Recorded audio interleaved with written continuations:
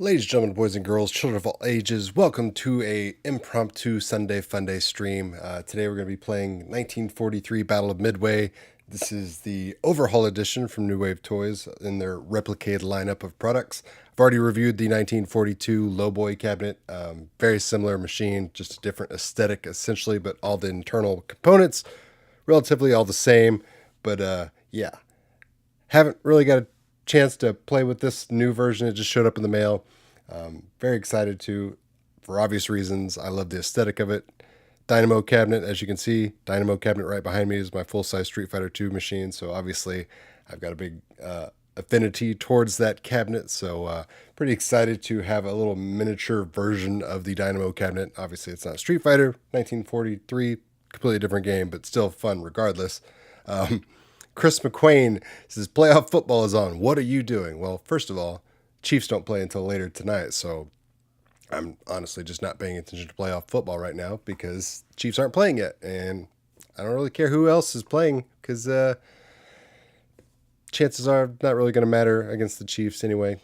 Wink, wink, nudge, nudge. Hopefully they continue to play well and they don't choke, but that's what I'm doing. I wanted to take some time. It's all snowy and gross outside, so I just want to play some 1943 with you guys. Hang out and chat. Matt Thompson says, cue it up. Adam Kalb says, sup, new waivers. Piskins run. I was thinking about getting this, but they already got Missile Command and got the Numbskull Space Invaders coming sometime soon, I hope. Yep. It's a problem with this. It's slippery soap. You get one, you gotta get another, and you get another. I also collect the Numbskull ones, so yeah. I collect the Replicades as well as the quarter arcades, so I've got, this size, and then obviously behind me, full size, and you guys already know I have arcade one-ups, and then off in the corner there, you can see my arcade. So, and the games machines are in the garage and different rooms completely. So yeah, I sympathize completely with people that are lacking in space and or having to make those hard decisions, whether you get something like this or you get something else, or you got to be choosy with your titles, because it's hard. But great thing about this, has USB controller support as well as HDMI out support, so I can essentially turn this into a working functional console, which is what we're going to do today while I play through this game. Get everything switched over here. So got the game plugged into a capture card, so it'll be able to, show you guys everything I'm doing. I'm just going to be using an external Xbox gamepad. It also comes with a little microcontroller, joystick, and buttons and everything. Excuse me, cough. Which is fantastic. It's an awesome accessory and everything, but just for comfort's sake, since we're going to be sitting here and playing through the entire game, I'm just going to be using a normal standard Xbox gamepad. So, DJ Beat Reviews, what's up? Adam says, yes, they are addicting for sure. So let me go ahead and get this game started, get this show on the road, shall we? I assume most of you guys are familiar with the franchise 1942, 1943, 44, the Loot Master, all these shoot-'em-up games from Capcom.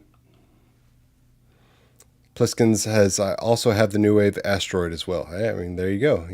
You're doing it right. Get some credits in there. And I think I accidentally just started a 2-player game, but that's fine. Player 1 will just have to take one for the team, and he's going to have to literally just be Operation Human Shield. South Park reference there. There we go. So, joystick, buttons, controls. I can use the thumbstick or the D-pad, but everything's easy peasy. No problem. Like I said, the awesomeness of being able to control this on the actual control deck if you want to play it that way. Also comes with that external joystick controller. You can play it that way, or you can plug in your own external USB controllers. So, I mean, these things are extremely versatile in terms of how they allow you to play the games, display the games. I didn't have to do any funky business. I literally just plugged this HDMI out of the back side of the machine into a capture card, and then voila. So no crazy hoops to jump through or anything like that. So little things like that really add to the value of these machines, in my opinion. Not only does New Wave Toys go above and beyond with their, replication of all the little nitty-gritty details, hence the term Replicade. I just think they're well priced. I mean, it's like $150 now, essentially a functional console. You get awesome packaging. So if you're a collector and you're worried about things showing up dinged, damage and stuff like that, not the case. These guys put a box within a box within a box. I mean, they're exceptionally well made. This is Jeannie. Says, thanks for doing this and go Chiefs. There you go, Jeannie. That's what I like to hear. Go Chiefs is right. So they are the nighttime game, which means I will be up until like 11 tonight, which is fine. I get up like 6 o'clock in the morning on Mondays for work, so I'll be a little groggy, but it'll be worth it to watch the Chiefs hopefully win and move forward in the playoffs.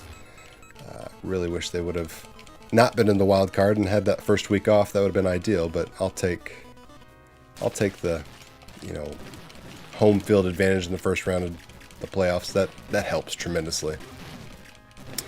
Brendan says the New Wave Arcade Change Machine is super cool add-on if you haven't seen it. Oh, absolutely. I totally agree. I have 3 of them. I knew I was going to continue to collect the Replicade line. I knew I was going to run out of USB spaces, so I bought 2 of them, and then I bought a third one just to be like a USB charger at work when I'm sitting there at my desk and I got my phone and other peripherals going on.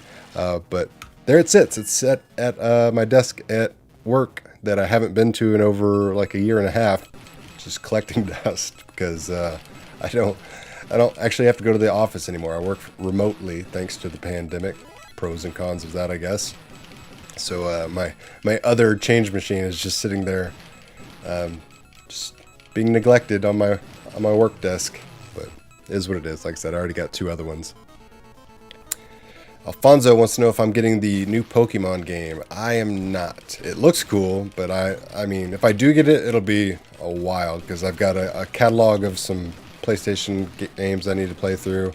I still haven't beat the new Halo just because I've been playing the multiplayer. I haven't actually been playing the actual campaign mode. Just been playing multiplayer with friends. So I got a couple of games I want to beat and blast through, no pun intended, before I buy another console game that definitely needs hours to complete. Mike says, I was thinking of getting this, but made the decision not to buy any more Replicades until my Q*bert finally arrives. Well, last update I saw on that was Q*bert was on the container or getting ready to be put on the container, so production, everything's good there. It's just a matter of how quickly can they get it into the States, because as everyone knows, the ports are still congested and clogged as heck. In CF1, totally agree with you. Replicade, go above and beyond. Just some box. This one, bought 3 boxes. Yeah.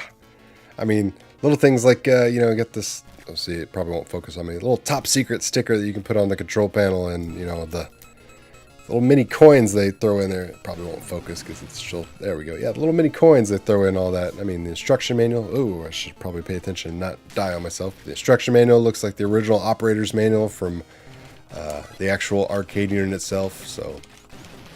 And the funny thing is, a lot of those things probably go unnoticed for most people, and they don't understand. They're just like, why did they give me an instruction manual that's black and white? It's because it's made to look like the original operator's manual from back in the day. Very impressive stuff.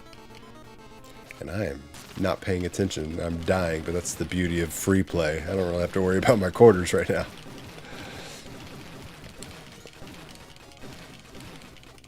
Love the music on these games, too.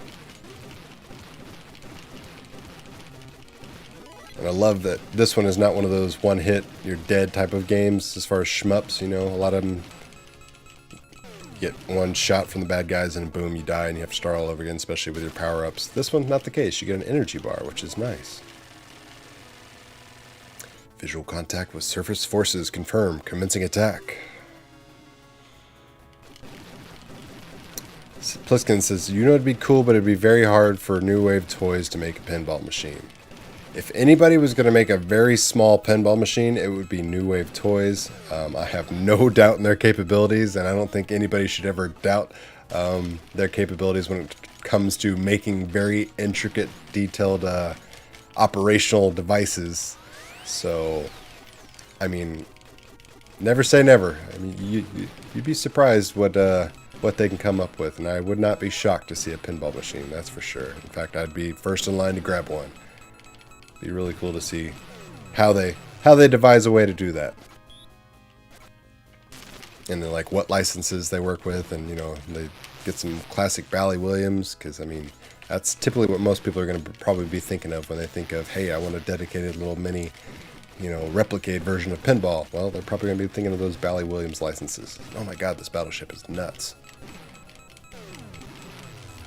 Tearing me up. That's how they should package Big Macs I'd buy more often.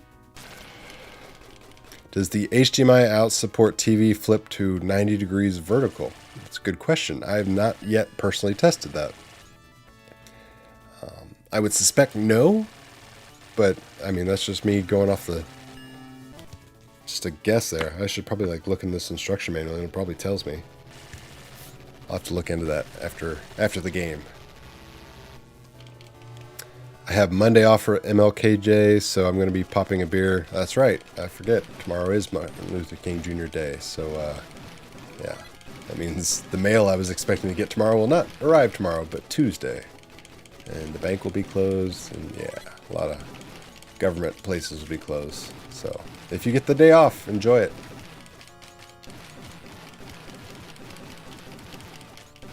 Can't wait until the new arrival starts playing this.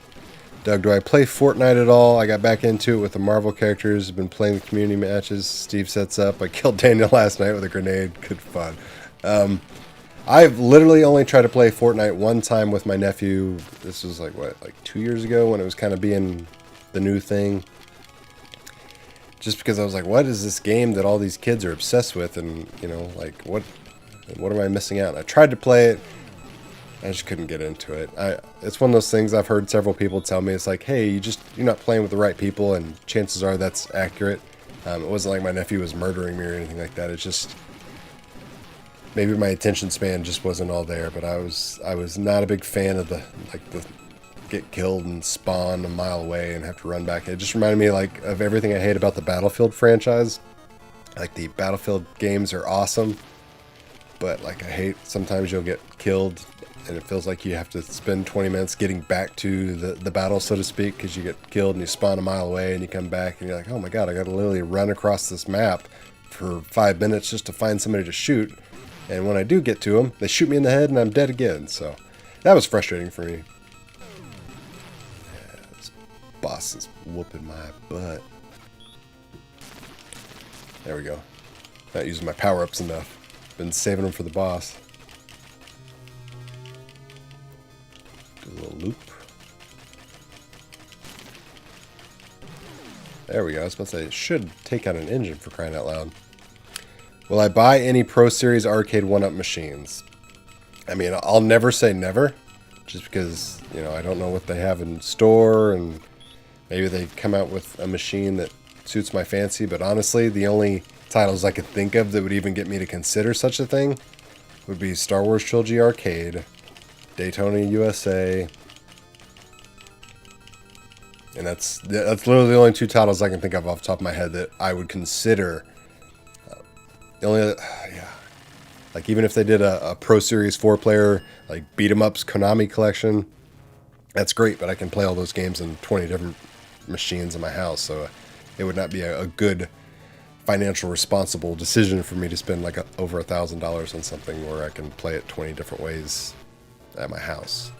So if they do Star Wars Trilogy Arcade or Daytona USA Pro Series and it's done well and the controls don't suck and I feel the value is there, because $1,000 is stupid prices, folks. I mean, I can, for the most part, for most titles I can get in my area, chances are a used actual physical arcade machine for that price. And since the Pro Series is essentially, a little bit bigger, it takes away the appeal of the three-quarter scale arcade cabinet with a space-saving type of thing. So it's kind of a double-edged sword.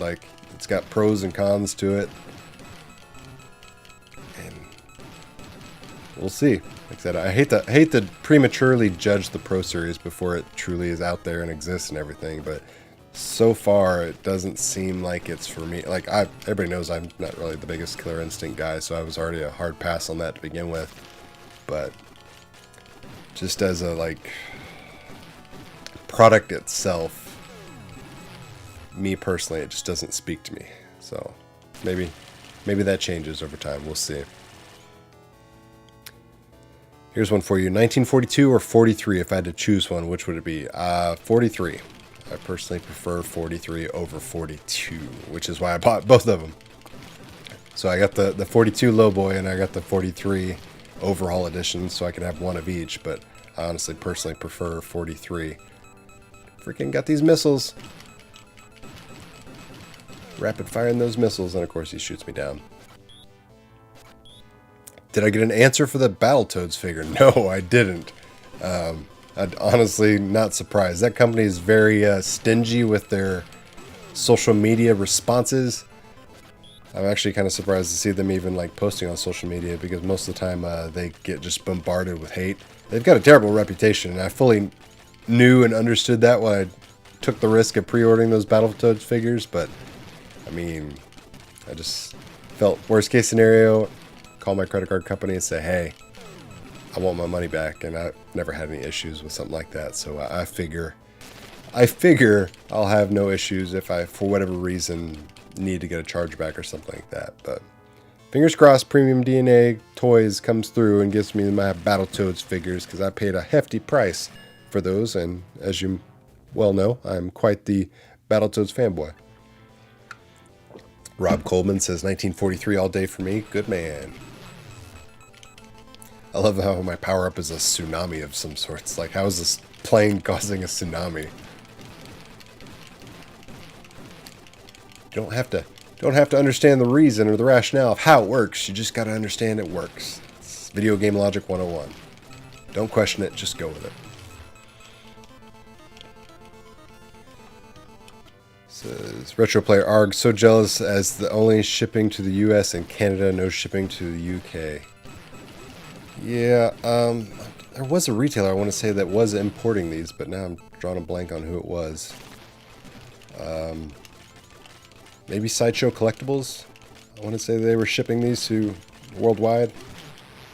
I think they had like a $15 markup premium or something like that, but I want to say they were shipping worldwide, so you might check at that.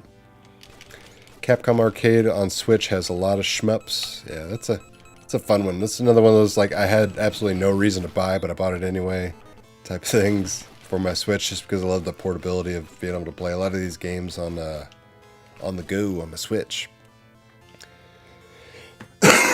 Excuse me. I still have a cough that I'm not yet over. I'm trying to get over the sickness. Mike says, the vertical HDMI out of the upcoming Astro City Mini Vertical is an interesting feature. Just got the tilt and turn TV stand, so it'll be a perfect pairing. There you go. You got that squared away. Mike Smith, 1942 is my favorite. I got a high score yesterday of 700,000, almost doubling my previous high score. Good for you, man. That's awesome.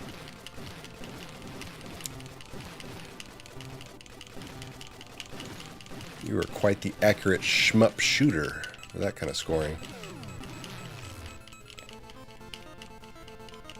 COOLTOY, do you have a Psycho Shmup collection on Switch? No, I don't have that one. It's one of the few collections or compendiums of games that I don't have as far as the arcades. If it's on sale, let me know. I may have to pick it up, because I really don't have any excuse to not pick it up.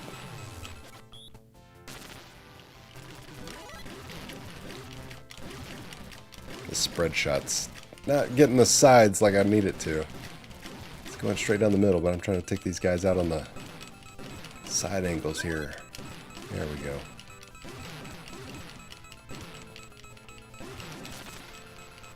That plane does not want to go down. He's just spawning and spawning.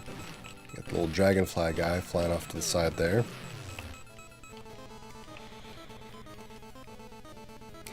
I pays to play these sober. I'm in for Daytona USA, Marvel vs. Capcom 2. When they start doing cabs in a few years with a store, it will be interesting. The fact that they have not started doing like an online buy the game type of thing is just absurd to me. It's so easy money. Like, stupid easy money for them.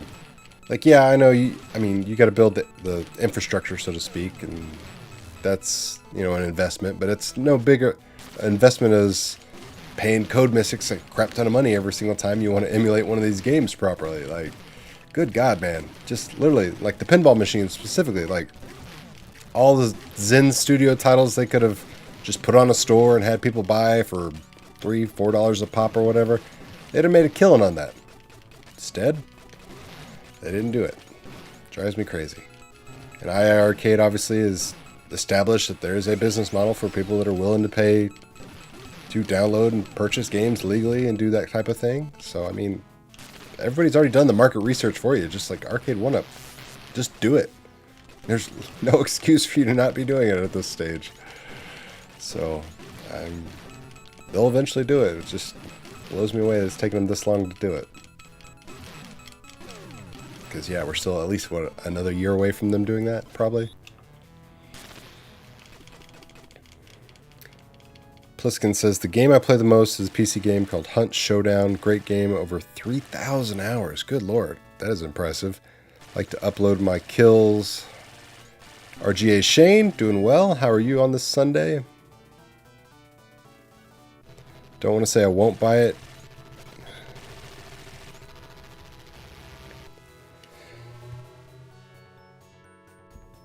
Sorry, another cough. Don't want to say I won't buy it for any arcade in particular, because if it get wow, yeah. See, I mean, that's the thing. Like, I don't ever want to say never either. But I just, from a rationale standpoint, like, what would cause me to open my wallet and save $1,000, $1,200? I mean, because to include tax and all that stuff. I mean, that's a lot of money. And like, I'll be the first to admit, these arcade 1-Up machines, for the most part, they don't hold their value. Like, nobody's out there buying a Street Fighter 1 or Street Fighter Wave 1 arcade 1-Up machine for $700. So like, you're not going to be sitting on this machine, even the Pro Series, for 2 years and it's going to skyrocket in value. I mean, the arcade machines themselves have plummeted in value. Like, for the most part, you know, $1,000, $1,500, $2,000, depending on the unit or whatever, is pretty standard. You can get them cheaper, depending on the place, the area, condition, $500, $800, whatever. But if I'm going to be paying $1,000, $1,200 for something like that, I want to make sure I get my money's worth, and like, I don't immediately have that like new car type of thing where you drive it off the lot and it's immediately worth thousands less. Like, if I buy a Pro Series arcade 1-Up machine, $1,200, and then for whatever reasons, financial difficulties or whatever, I have to sell it 9 months later, I'd like to get close to what I paid for it back if possible, and I don't foresee that happening. Like, pinball machine, that's a different thing. Like, pinball machines, they go up in value. I mean, it's nuts. So like, if I'm going to spend $1,000, $1,200 towards something, I just saved up my money more and bought like something like a new pinball machine and had to sell it. 90% chance I would get exactly what I paid for it, if not more, back in return on investment. So it's one of those things I always have to kind of like look at and consider when I make a big purchase like that. These things were much easier to pallet and just, you know, be that whim purchase for $300, $400 tops, whatever. But start crossing that $500 to $1,000 threshold, it is a luxury for sure. Sega Rally Arcade 1-Up. See, that's a good one. I always loved that one on my Sega Saturn. People of UK, have you wondered why games don't sell arcade 1-Ups but Smith do? Yeah, I'd be willing to bet Rock and Roller there that that is a exclusive reason why certain overseas retailers will sell certain things and not others. Because I know initially, like right out of the gate when Arcade 1-Up first started, they had a locked-in deal with a UK distributor, and everybody hated it. I'm trying to remember the name of the company, but they were the worst, had a terrible reputation, but they literally locked down a contract where like, hey, guess what? We're the only distributor for the UK, so there was no other option until that contract ran out. And chances are that's probably what you're seeing there with, was it Smith? I assume it's Smith's, even though it's a Y. It's just hard for me to look at something spelled with a Y and call it Smith's when my last name is spelled with an I and Smith. Yeah, see, Pliskin says he would love a pinball machine.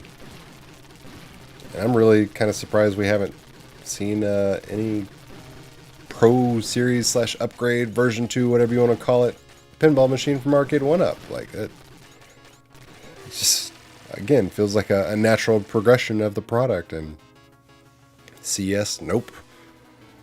maybe E3, but still, like, it's been a full year of the product launch. No new titles for pinball. The only thing that changed in the first year of the pinball iteration from Arcade 1-Up was the price went up $400. Or $300, excuse me, like 40%. So, guess we'll see. I mean, we're still in component shortage and pandemic life. That's not going away anytime soon, so I know there's still hurdles and challenges, but it's not exactly as dire as many people try to perpetuate in these Facebook message groups and these fan forums, because there's a lot of people that really like to talk out of their ass.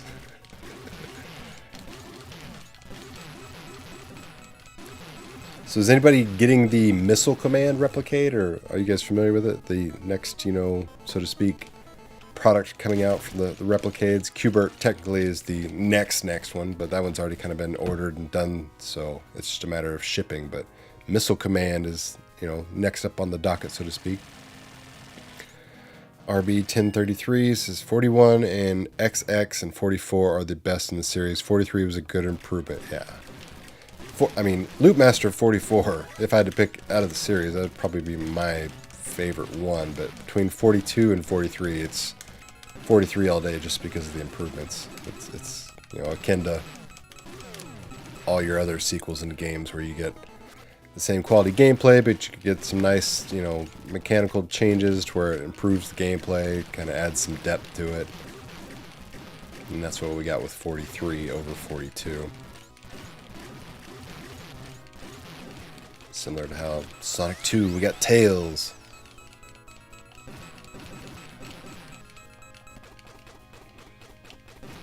I got the one that wasn't released. Oh, okay, so you got the crap, I forget the official name of it, but the one with the extended marquee. Yeah, that's the prototype version. That's the one I got as well. That one's the coolest looking one, plus it's, you know, a little piece of arcade history. It really makes me think of the Arcade 720, which, man, I've put a bug in there numerous times, and I'm sure it's already on their agenda. But I've told New Wave Toys, like, I want to see a 720 Replicade machine. That would be freaking awesome. I would buy that in a heartbeat. That'd be so cool. So one of these days, hopefully, we get a Replicade 720 cabinet. I mean, it'd be sweet just to have my own little miniature 720 cabinet. I did order the Missile Command prototype version, says Tim. Yeah, see? I think prototype version for sure is probably going to be a 2-to-1 seller for them. Like, it's a cool piece of history. Aesthetically, it's the cooler looking machine. I know certain people out there want the machine to look exactly like what they grew up playing, which would be that normal version, but that prototype version, that's what we should have got. That's what they really should have made back in the day and went with and stuck with. Oh man, these red planes doing way too many swirlies.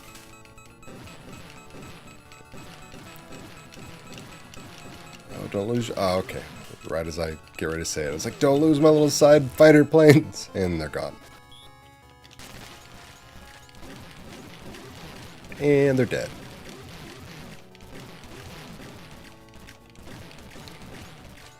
Were you... If they made like the little cockpit version of Missile Command, would you guys buy that, or is that just like too much? Is that too silly for you guys?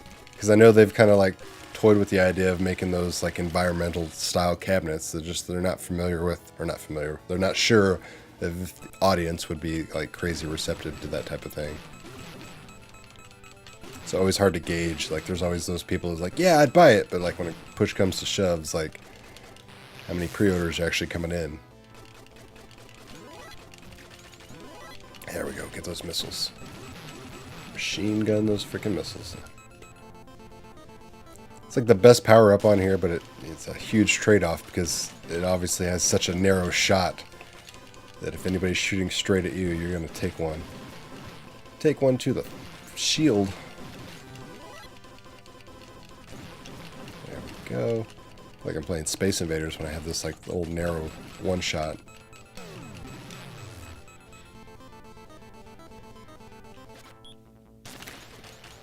I was counting my quarters, and I'd already forgotten now. I think I was up to like 375 in terms of how much I've quote-unquote spent throughout this playthrough. Because I am getting lit up, but I'm also trying to read chat, so eyes are kind of going left and right, left and right.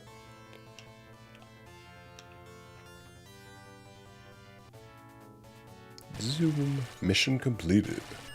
84%. Not bad. Not bad for a guy that's quasi paying attention. Tim. Question, Doug. On this 1943 cabinet, Glenn mentioned they had a print sticker to cover up the typo. Does it look okay with the sticker over it? So I don't have the print sticker yet. So I can't... I mean, technically I could put the top secret sticker that they delivered over it. And I may honestly just do that. But I know they had various different like options available for the print sticker. Like I think it was like 6 different variations of things you could put over it.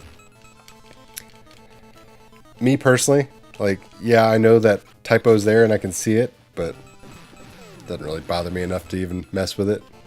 If I was like reselling this machine, I would for sure make sure I get the re-sticker on there, but it just honestly doesn't bother me enough. It's a whoopsie. It's silly to see the Battle of Midway and then the AW at the bottom. AY, excuse me. And if you're not familiar with what I'm talking about, so if I can do this without unplugging it, on the control panel here, it says the Battle of Midway right underneath the fire buttons.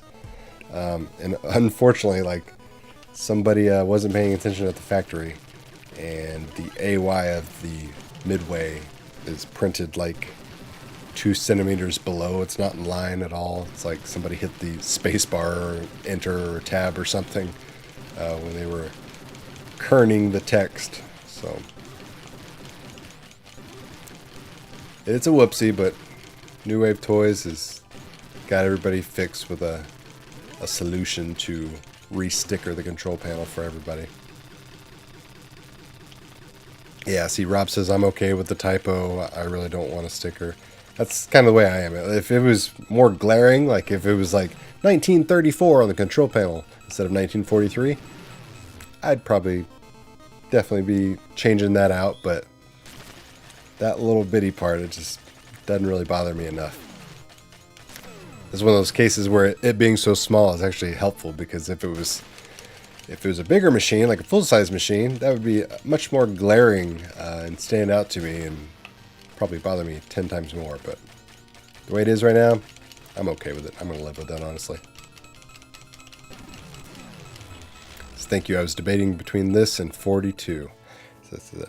I got them both, but like I said, if like you twisted my arm and made me pick one or the other, I would have went with this one, even knowing the Midway spelling, just because, like I said, I got the affinity for the dynamo cabinet shape. It's just, when I think of arcade machines, since I was kind of a kid growing up in the arcades in the 90s, not so much the 80s, but the 90s, most of the cabinets I grew accustomed to had this kind of dynamo cabinet shape. So I was ecstatic to see them do this overhaul edition with that. And like the little lockdown bar across the coin mechs to where you can't break in, steal the money. I thought that was an awesome touch.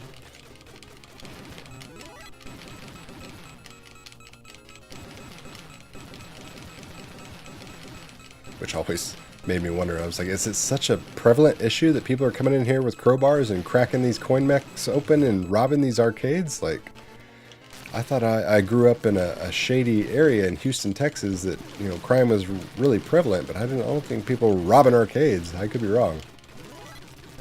Maybe I was just a naive teenager when that was happening. But I would have suspected people like me would have been the culprits, the teenagers, the kids robbing these arcades, hypothetically. Typo gives it character. Yeah, there you go. I mean, it's like their previous overhaul edition they did with the asteroid cabinet, where they had like cigarette burns and stuff on the. I mean, that's perfect for you know, your patina, if you will. adding that really authentic arcade look. Cigarette burns and the worn out spots and everything. Maybe they'd gone for a beer and lunchtime before finishing. I mean, it could have been one of those things like it's, 4:45 on a Friday over at the factory. Somebody's like, "Screw you guys! I got big plans this weekend. I ain't got time to stick around and proofread stuff." Like, who knows what it was? But it's a little whoopsie for sure. Sweat says, "This is insane. Old school games never die." See, that's very true. I mean, if you make a solid game, it stands the test of time. Like, you can't tell me that Super Mario Bros. 3 doesn't hold up to this day, or Super Mario World, or something like that. I mean, yeah, Call of Duty's fun, Halo's fun, but at the end of the day, like, I still enjoy these classic games more than anything. Just they have something about them. Like, I don't have to have a 15-minute tutorial to tell me how to play the game. Like, intuitively, like, the games are programmed and built and designed where, like, you learn and understand the progression and what you need to do to get through these games. And it just feels like you can connect with these games a little more than you can the newer generation stuff, just because, I don't know, I feel like sometimes when I buy a new game from, like, my PlayStation or my Xbox or something, and I put it in, it's just like, I feel like I'm being, spoken down to, not like in an insulting manner, but like they think I'm mentally slow or something. I'm like, I know how to play video games. Like, I don't need a tutorial mode or a walkthrough. Like, just tell me what the buttons do with an instruction manual at the most, and then I'm good. Everything else you ought to be able to figure out, and you should want to figure out on your own.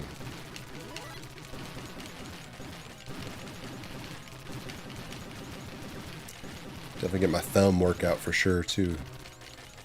Good thing about beat 'em ups, whether it be shmups or side-scrolling beat 'em ups, you get a workout.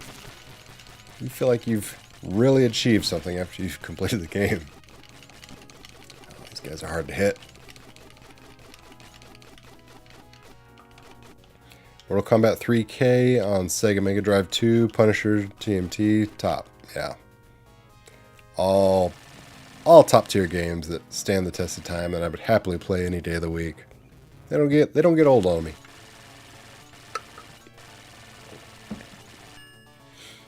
I don't know if you guys are aware, but if you did miss out on the 1942 or 43, there actually is some more stock available on New Wave Toys' website. A lot of the times these things, like, they sell out and they're gone, and then if you miss out, you have to pay those crazy eBay scalper prices. So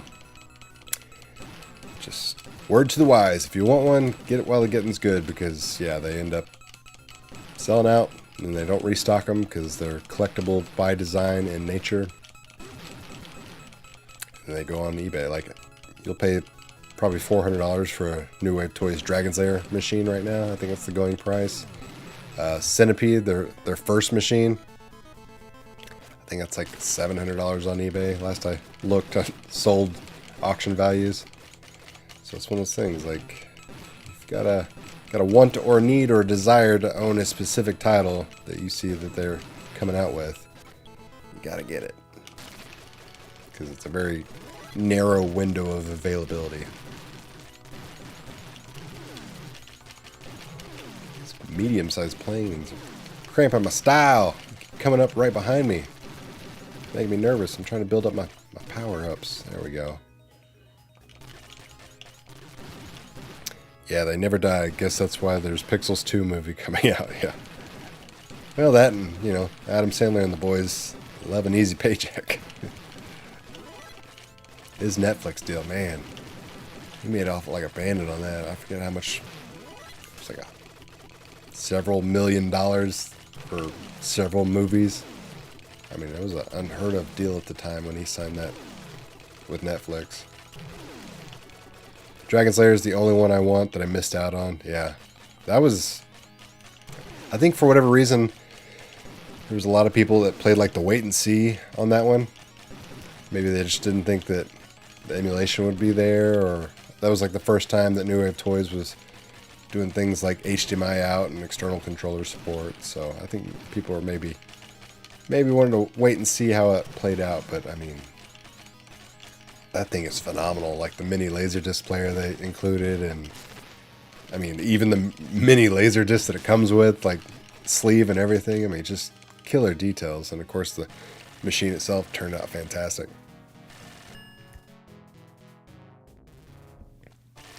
Warning, collecting these cabs is very addictive. 100%. Yeah, Rob. Like I said, Replicades, quarter arcades from Numbskull, one or the other, or both if you're a sucker like me. I mean, you get them, and you're like, all right, I gotta get another one. Oh, they got that title too? Man, I gotta get this. Like, just becomes another thing to add to the collection, and I'm okay with it. I mean, never in my wildest dreams growing up did I think we'd be in the world we are now, where we have so many of these home arcade options available to us, let alone any, you know, because we all probably had that same childhood dream. It's like, man, I'd love to own an arcade.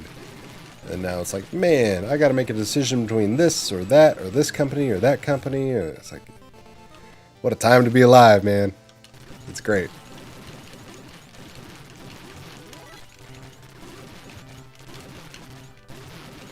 This game, just like the war itself, it's a battle that is almost never ending. Definitely upping the ante of the difficulty there.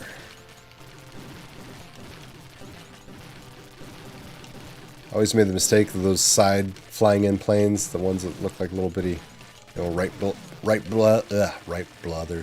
Brothers planes, the ones that come just straight across the screen. Always made the mistake initially when I first played this game of thinking those were like power-ups, and I'd fly right into them, and I'm like, yay, oh, and I'm dead. It's a mistake you only make once. Another touchdown for Brady.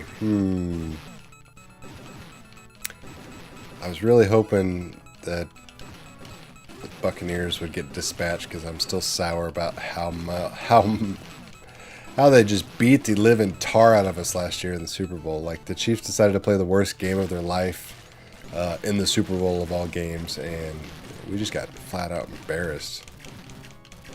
Whole season we just looked unstoppable, and then we played the Bucs and just looked like a mighty team. It was embarrassing.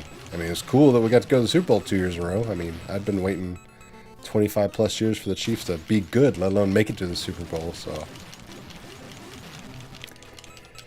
I'd be happy to see Brady lose, but that's just me just being childish. Like, for the longest time, I always wondered, I'm like, is Tom Brady really that good, or was Bill Belichick the mastermind behind his success? And I was like, we'll only know when Brady goes somewhere else. And he went somewhere else, and he had immediate success. And I was like, well, okay, I guess we know. I guess Brady is that good. So, yeah. Rob says, at least you can justify them as investments. Yes. That's how I justify them. My wife's just like, why? You don't need this. Why do you even want this? She's like, you can play the games. I'm like, you don't get it, honey. Same reason I don't understand why she needs 30 purses.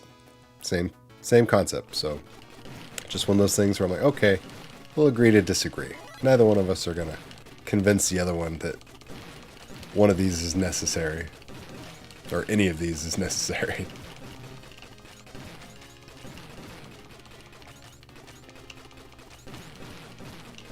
Although my wife has, like I said, grown quite fond of pinball, and it's been a fun thing we can actually share together. Because she could care less about video games as a whole, and she never cares about any of the things I collect. So playing pinball together has been a nice thing that we can join up and enjoy. Although she wasn't happy about my pinball purchases regardless, because, yeah, they're stupid expensive, and I have no counter argument to that. So I'm just like, yeah, they're stupid expensive, but they hold their value. That's all I could tell her. I'm like, yeah, I mean, if I need to sell it, I can sell it, and it won't be an issue, especially in this market right now, because they're fetching well above market value for most anything and everything. Chosen One, I'm in St. Louis, so you know our history with Tom. Yeah, absolutely. Wolfenose, what's up? Yeah, I'm still upset about losing the Rams, even though I'm a Chiefs fan. I was like, We got did dirty as a state, Missouri. The Rams packed up and left again. Their owner likes to do that. There we go. Hit the tsunami. Told you collecting real games would become an addiction. Oh, yeah. And I had no disagreements with you there at Wolf and O's. I didn't think it would happen to me sooner than later. But fortunately, I just kind of came across some deals on both my pinball machines that I couldn't pass up. I'm still inevitably rat-holing money away for what I hope is a Stern Back to the Future Keith Elwin machine one of these days. We'll see if that ever happens, if that ever comes to fruition. But I can't. I'd love to buy the Sega South Park game or Data East's Royal Rumble. Those are the only two machines, like if they popped up for a stupid deal, that I would buy next. But other than that, I'm literally just saving money up for a machine that doesn't exist yet, which is a Stern Back to the Future machine. So we'll see how it goes. But if you know anybody that has a Sega South Park or the Data East Royal Rumble, and they're like within 300 miles of me, let me know, because I want to talk to them.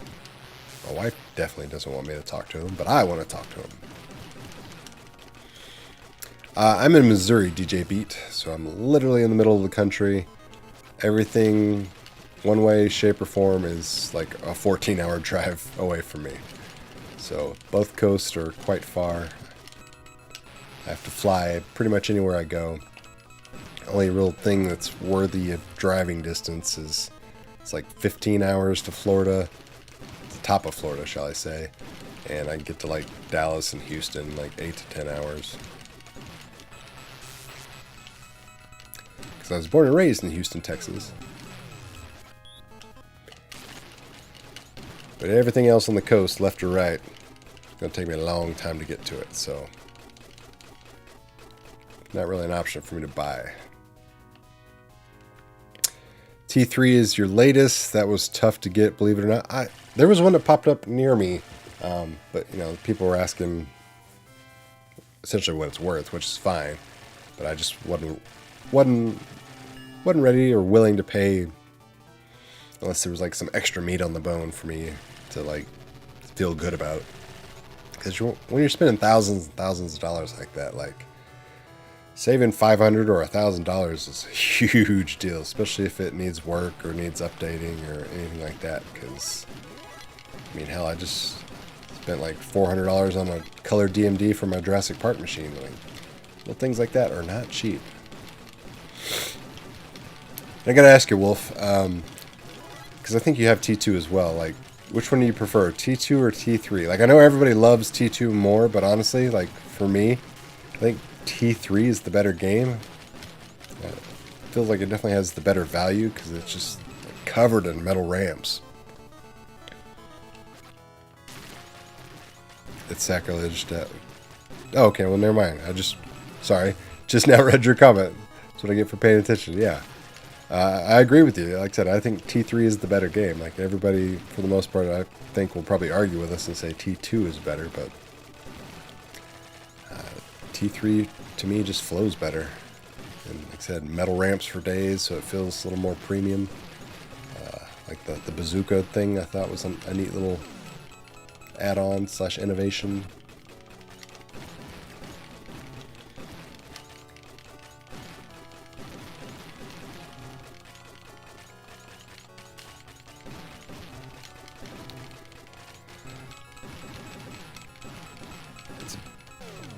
I don't really want to say it's a bummer, but like I'd forgotten about tomorrow being Martin Luther King Jr. Day, so I've got 3 packages that I'm expecting that were supposed to show up the next day, but of course that's going to be Tuesday now.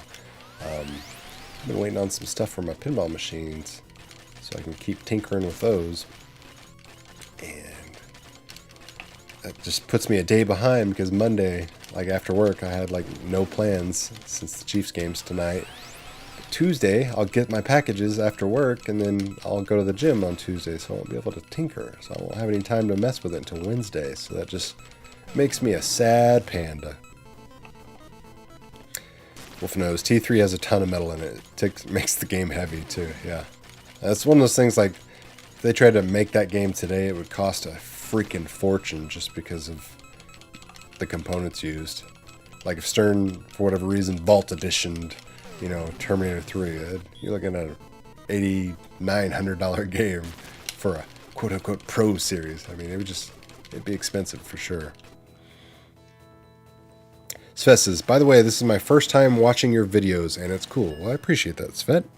I don't stream too terribly often. I do it like I do once a week on the Retro Buzz, but other than that, I do like maybe once a month if I'm lucky for streaming, just because I get busy actually like producing videos and editing all that type of stuff, and the streaming just takes time away from that. It takes time away from the family and the gym and all that stuff. So it's hard for me to like sit down and force myself to stream. But I thought this would be a good opportunity because I wanted to test out this new little mini cabinet I got here. Play this game. I hadn't played in a long time. And just hang out and chat with you guys. Yeah. Wolf says, oh, no doubt, for sure. It's like the current rumor is, people are actually hoping, trying to hope those things into existence, that Stern's going to be doing a Vault Edition of Tron this year. And I'm like, I don't think you guys want that, because I don't think you guys want to see the price of that. Same thing with Ghostbusters. That's the other one that people are like, they're going to be Vault Edition, you know, Ghostbusters or Tron in 2022. I'm like, yeah, get excited until you see the price tag, because it's not going to be too much different than the overinflated, you know, third-party market value that those cabinets are currently asking right now. Yep, can't miss that mat time. I've missed 2 weeks due to sickness. Just basically making sure that I wasn't contagious to anybody, so I took some extra time off the gym. And when I go in Tuesday night, by God, I'm going to fill those 2 weeks. It sounds silly to people that don't like train, that don't understand it, but like, God, it feels like learning it all over again as far as conditioning and the abuse your body takes. It's a miserable time until you get your body back into the swing of things. And I have the fun misfortune of being a black belt, so there's like no easy nights for me. Like literally sparring as a black belt in the gym is like the equivalent of painting the biggest freaking black belt, or not, excuse me, black belt, biggest freaking bullseye on your front and back, and then just like expecting people to not try to kill you. Like every single day, every single person wants to put their feather in the cap, says, "Ha! I beat a black belt." And the days I don't feel good or I feel tired, guess what? It doesn't matter. I still gotta fend off the wolves. Keeps me young, or at least that's what I tell myself.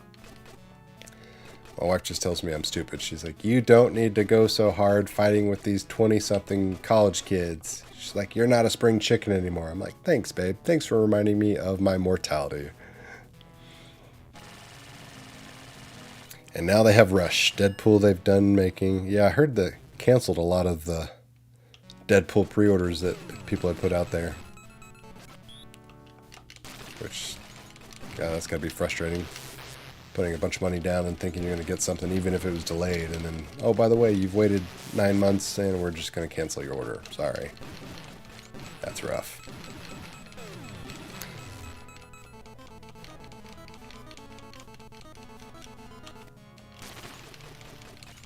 Oh, missed the power up. Gonna do like these figure eights here to get through these battleships. That's my strategy. Just looping, swooping, figure eight motions. I think I'm for sure nearing like the $10 quarter mark as far as how many times I've had to continue.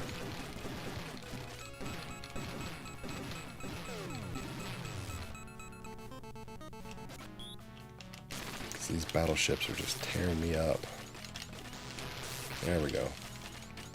I killed some of those guns. Of course, I'm going to kill these battleships, and I'm going to get to the boss, and I'm not going to have any of my freaking cannons. My power-ups. Come on, shoot at me, guys.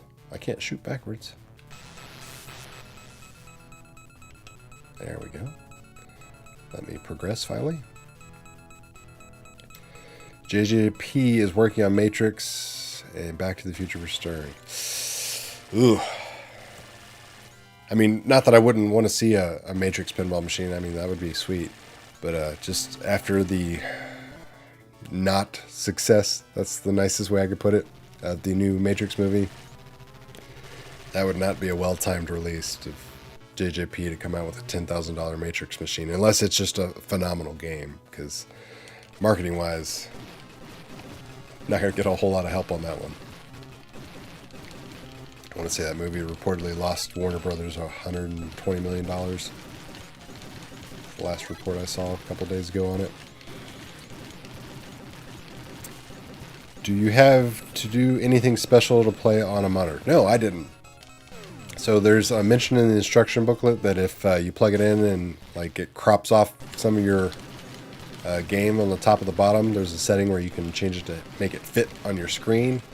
But I did not have to do that. I literally plugged mine into a capture card and pulled up on my monitors and my screen and everything like that, looking exactly like it should. So no issue for me. But if for whatever reason you did have to tinker with it, there is a setting built into the machine that allows you to scrunch it down a little bit, which is the way I like it. I like it to be, you know, kind of idiot-proof, where you just plug it in and it works. I mean, that's the world we all have kind of come to expect, thanks to technology and iPhones and things. You just want things to work.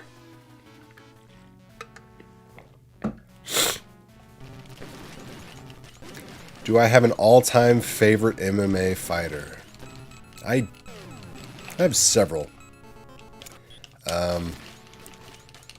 So, and it's always one of those things like a certain time in their career, because some of these guys stayed around way too long. Like BJ Penn, he's easily in my top 5 favorite MMA fighters of all time, but he stuck around way too long and kind of became a joke of himself. Not to say he couldn't still beat a lot of people up even at the end of his career as he was getting beat up, but it's just some of these guys, like I said, stick around way too long. So BJ Penn, St. Pierre, can't knock St. Pierre. I mean, that guy was crazy talented, still is crazy talented. There's a lot of MMA fighters that are crazy talented that I just could never stand. John Jones, just because as a human being, he's a piece of garbage. And I just can't understand, you know, somebody that talented squandering that capability over and over and over again, and just literally, you know, hanging themselves. That drives me crazy, that type of thing. Never been a McGregor fan, just because, again, his personality. I don't like that type of person. And I honestly never thought McGregor was as good as he thought he was. And I think that kind of got exposed. But his ground game was never amazing. He was a great striker, but just one of those things. A lot of times, most people can't do it all. But the people that go out there and tell everybody that they're the best, oh, I hate you instantly. I'm of the mindset, if you're the best, you let your body of work do the talking for you. You don't have to tell everybody else how great you are.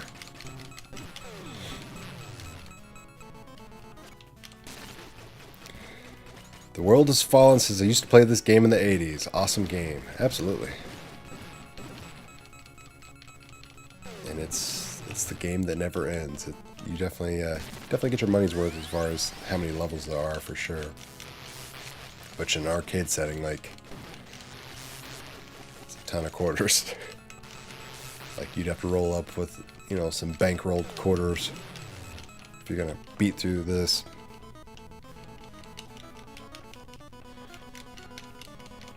Wolfenose is GSP as well. Yeah.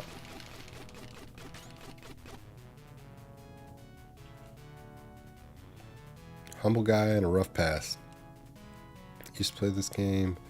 Great list, and so true. Personality can make it difficult to support a fighter. Yeah, I mean, I get, a lot of that. I always wondered, like, is it just, kind of like an act to sell tickets? Because every MMA prelim, weigh-in, all that, it's all the same. It's, hey, what do you think this guy's going to do to you? Oh, he's not going to do anything to me. How do you think you match up? Oh, I think he's a wuss. It's the same old song and dance that it's, for the most part, fake animosity to sell pay-per-views and tickets, and I get it, but like, I always wondered, like, how much of that was McGregor just, putting on a show for people to sell tickets and, being fake for the TV because it makes him money, or how much of that was him just being a terrible human being, for lack of better terms, and come to find out that he was not so much acting the part as he was just a piece of crap human being. Which is, disappointing to see. Like, there's what I would essentially call the king of the jiu-jitsu world right now as far as the competitive aspect of it. It's a guy named Gordon Ryan, and he has a very abrasive personality that he puts out there on social media, where he calls people out and he runs his mouth and he says all these crazy things. And got to train with him, got to meet him, got to quasi-know the guy, and it's literally an act. It's 100% like he's a super shy, quiet, down-to-earth guy, that literally like puts on this facade for social media because it brings him attention, and that attention allows him to get these crazy super fight deals where somebody's offering him to pay, $150,000 to fight somebody for, 20 minutes one night on his terms. I mean, it's just, it's amazing from a business standpoint what he's able to like pull off from that. So like, once I learned that, some of those people are able to kind of like separate it and play a character, so to speak, almost like, WWE professional wrestling style, where like they're one thing on social media, but they're another in real life. That I could almost appreciate that, but it's the ones I find out, it's like, no, they're just a terrible piece of crap human being. They're not acting. They're not trying to sell tickets or pay-per-views. They're just a piece of crap human being that has a god complex. Those are the people that need to go play in traffic. McGregor is only a walking TV show. Yeah. He's a walking TV show that needs a booster seat, too. That's another thing. Like, I was like, what is this, little dog syndrome? I'm like, the guy's like 5'4". I have the cocktail game of Street Fighter. It has the 1944 game. I'm running out of room with all these games from 1UP. Yeah, that's something that a lot of people kind of knew was going to happen, too, is as the machines keep coming, they were going to have to make more space, or make those tough decisions of what machines to get rid of, or do they continue buying machines, because it just gets harder and harder to find space to put these things. I guess, it's like first world problems. It's a good problem to have, but it's also a pain in the butt when you're like, man, I bought this thinking this was the greatest thing since sliced bread, and then 6 months later something new and better and more advanced comes out, which is just, technology in a nutshell. Happens in everything. Technology, cars, consumer electronics in general. What you bought brand new is 6 months. There'll be a new, better version of it that makes yours look like garbage, and it'll make you go, I want to upgrade. I want to invest in that one. And that's what they want you to think. They want you to think your old version is a piece of crap and it's no longer good enough. So you buy, and the world keeps turning.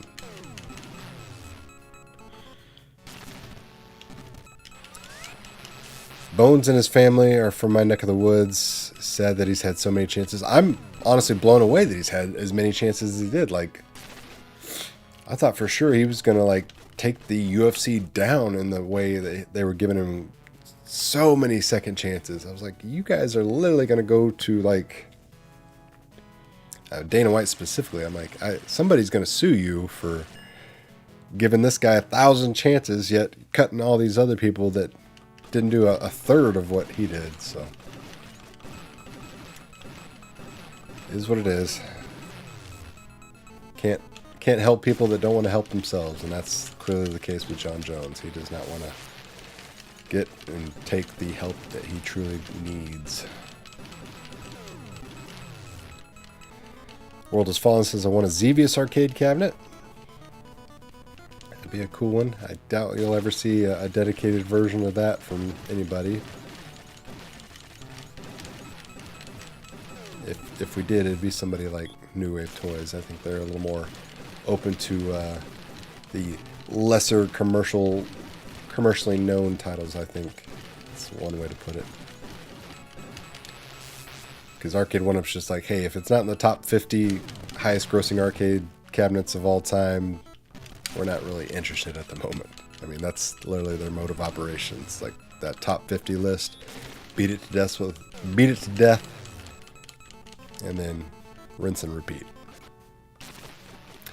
Wolf says, I have the Pac-Man and MK Legacy cabinets and their boxes still from my move. I'm debating on selling them for the newer ones with the scoreboards. Yeah, see?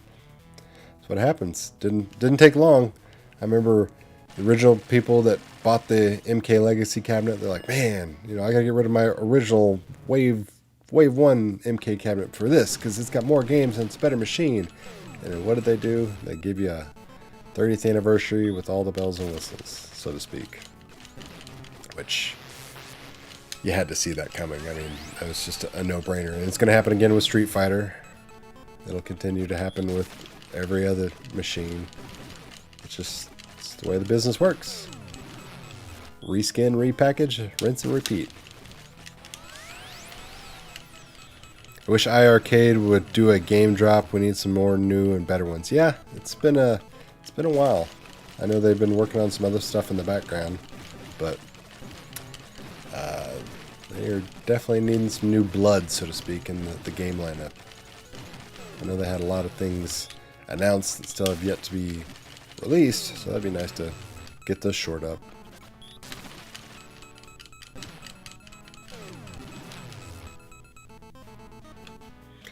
Why can't we get a Donkey Kong arcade cabinet with Donkey Kong and Donkey Kong Jr.?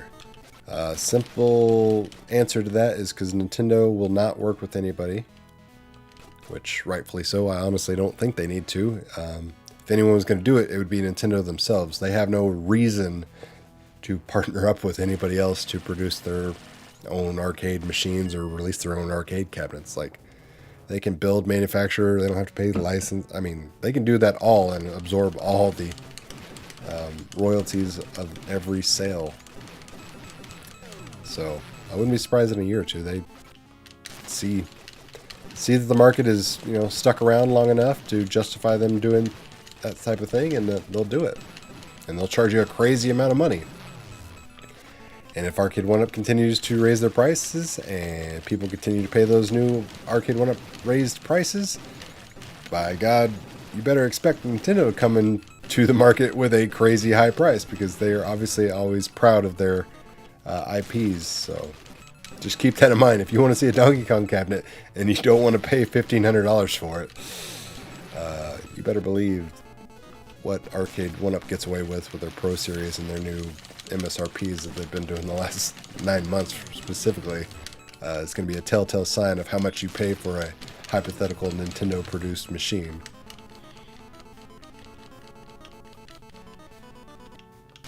I think Donkey Kong is, in most people's top 10 of most desired arcade cabinets. It's literally, excuse me, it is the highest grossing arcade game that Arcade 1-Up is yet to release.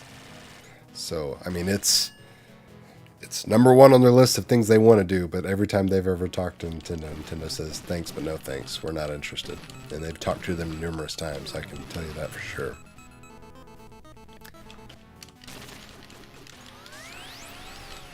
Yeah, I mean, I don't think you're wrong. I think a lot of people would pay, $1,500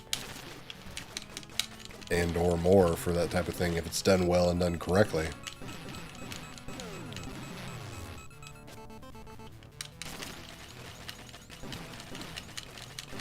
And it also kind of really depends on how it's marketed and stuff, because that's what's given a lot of people a sour taste in their mouth with Arcade 1-Up is they started out and they marketed themselves as this entry-level, everyday man consumer product that you can buy for a certain price. And then they kind of bailed on that motto, so to speak. You build your company off the consumer base of Walmart customers that are paying, $300 for your product. Like that's what you've built your foundation on. Then all of a sudden you decide, hey, we want to be more of a premium brand, so we're going to forget about the customer base we started with. We're going to push towards new areas, like the more premium, collector-esque people, like the Supreme, all these, niche brands that most people are not even familiar with. And we're like, that's going to be our new target audience because they have more money. It's like, hey, there's nothing wrong with wanting to make and ask for more money for your products. But when you do like a hard 180 like that on your customer base, it rubs people the wrong way. It would still sell regardless of the price, followed by a Donkey Kong Replicade. I mean, that's another thing. I know. So Arcade 1UP isn't obviously the only company that's reached out to Nintendo to try to do this. New Wave Toys, Quarter Arcades, Numbskull. I mean, everybody has reached out and tried to get that deal done. And the fact that nobody, including Arcade 1UP, who has the most money to throw around, has been able to do such a deal, kind of lets you know that, hey, it's not really a matter of money. It's if Nintendo wants to do it, they'll do it, but they'll do it themselves. Because honestly, what's Arcade 1UP going to do? It's like, hey, we'll give you millions of dollars for your arcade lineup licenses. Like, Nintendo doesn't need millions of dollars.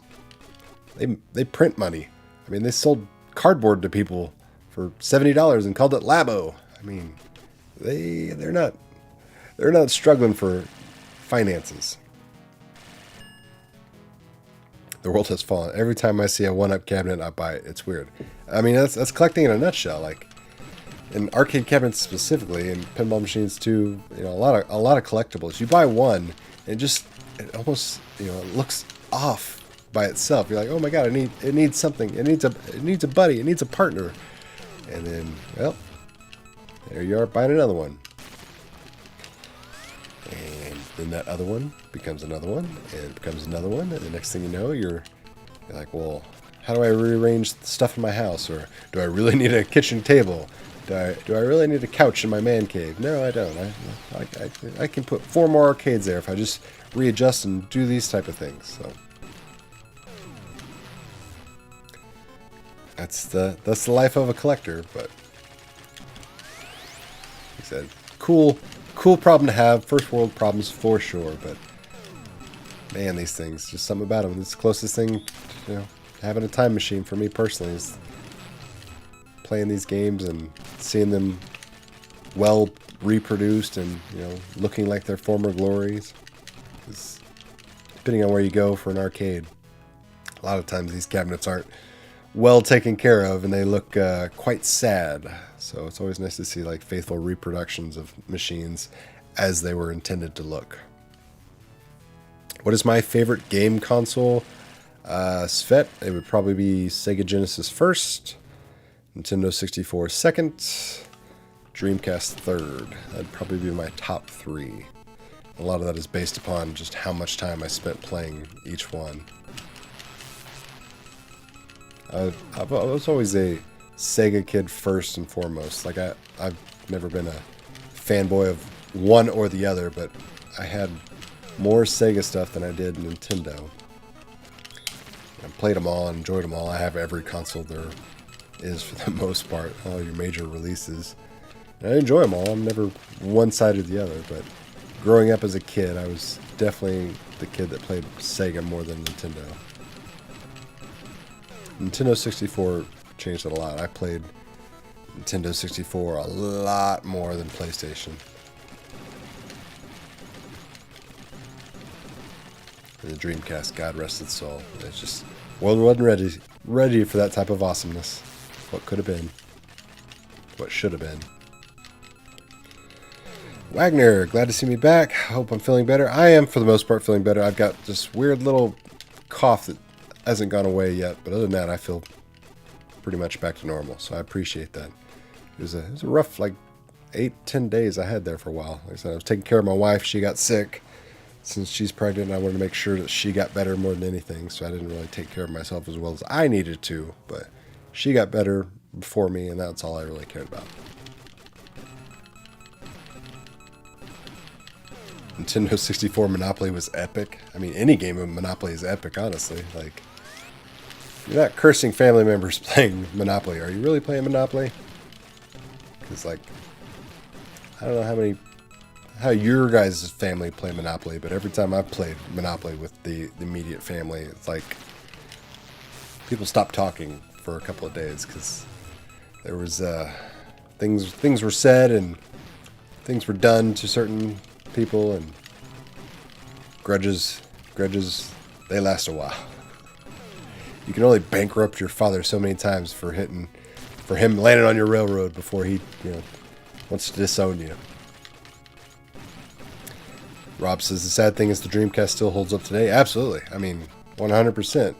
The online capabilities of it. Granted, we all those of us that even had internet access at the time, it was 56K modem dial-up type of stuff. But man, it was so ahead of its time with the faithful arcade ports, the internet access. What could have been? What could have been?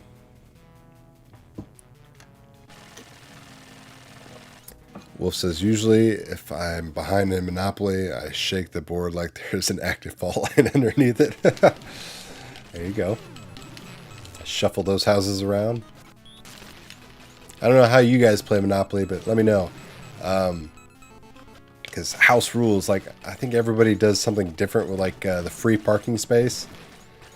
Like, my family would always use it as, like, this community pool of, like, every time somebody got fined or had to pay something from, like, community chest or chance, we just put it in the middle of the board, and whoever landed on the free parking spot got the kitty, so to speak. That was like our one house rule that I remember. And I remember going over to a friend's house and playing Monopoly with his family members, and I brought that up, and they just looked at me like I was a crazy person. I was like, okay, yep, sorry. It's apparently a house rule that doesn't transcend the neighborhood. So, does anybody else have some weird house rules when they play Monopoly? Some obscure, you land on this, you get to do this type of thing, or you have to do this type of thing? Maybe that's just me.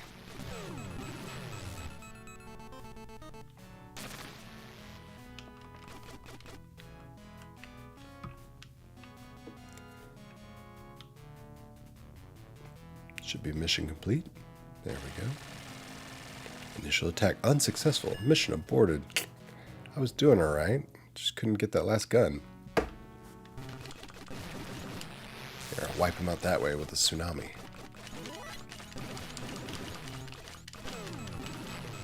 As they wipe me out. Way too many ships going on this one. These sidewinding jet fighters, they are hard. Free parking is more of an odds roll the dice deal. Okay.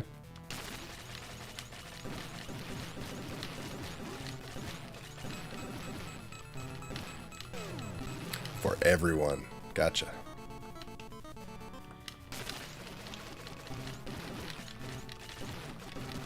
Take out these friggin' gunships, for crying out loud.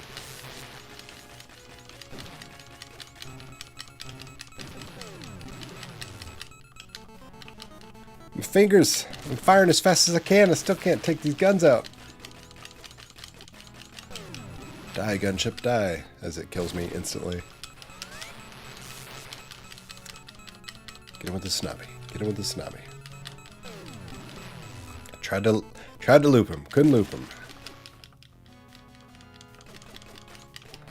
He's out of my peripheral. I can't get the guns on him. I'm gonna lose the mission again. Dang it. Trying to beat the game. Can't beat the game because can't beat the level. Oh, never mind. Apparently I got him at the end there.